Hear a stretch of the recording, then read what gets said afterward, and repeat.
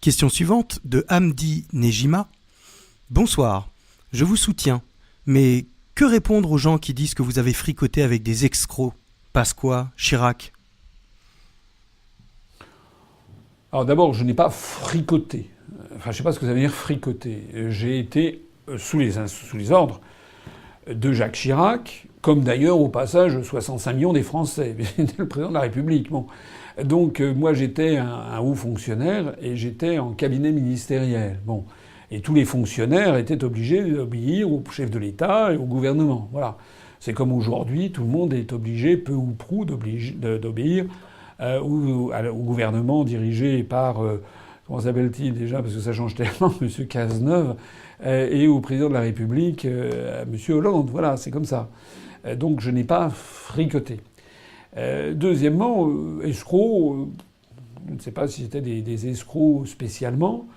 Je sais qu'on m'attaque, pas tellement sur Jacques Chirac, on m'a attaqué, des gens du côté de chez Mélenchon m'attaquent régulièrement, comme les gens ne savent pas quoi se mettre sous la dent, ils me disent « Ah, Pasqua. » Oui, j'ai travaillé auprès de M. Pasqua, c'était il y a 15 ans. D'ailleurs, je ne le regrette pas, j'ai appris des choses auprès de Charles Pasqua, j'ai appris des choses, bien, d'autres moins bien. Personnellement, je n'ai jamais été témoin de choses délictueuses. Je n'ai jamais été mêlé. D'ailleurs, mon nom n'a jamais été mêlé à quoi que ce soit. Au passage, d'ailleurs, j'ai travaillé auprès de M. Pasqua lorsqu'il était président du Conseil général des Hauts-de-Seine et non pas lorsqu'il était ministre. Or, les affaires qui lui ont été lancées remontaient au temps où il avait été ministre, pour l'essentiel. Mais surtout, ce que je voudrais dire sur ces attaques qui sont là, c'est que ce sont des attaques qui ne sont pas correctes parce que si on a des choses à me reprocher à moi, on me les reproche à moi. Mais il n'y a pas de culpabilité par contact, voilà, ou parce qu'on a travaillé auprès de telle ou telle personne. Je rappelle que Charles de Gaulle a travaillé à partir de 1923 au cabinet de Philippe Pétain pendant plusieurs années. Il a d'ailleurs donné le nom de Philippe à son propre fils, l'amiral Philippe de Gaulle, qui est toujours en vie. Bon, est-ce que quelqu'un va oser me dire que Charles de Gaulle était pétainiste? Non.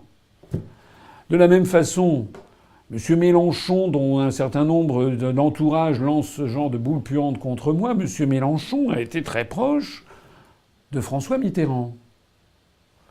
Or, excusez-moi, mais entre François Mitterrand, qui s'est fait attribuer la Francisque numéro 2202, pour être précis, en avril 1942 par le maréchal Pétain, on a la photo.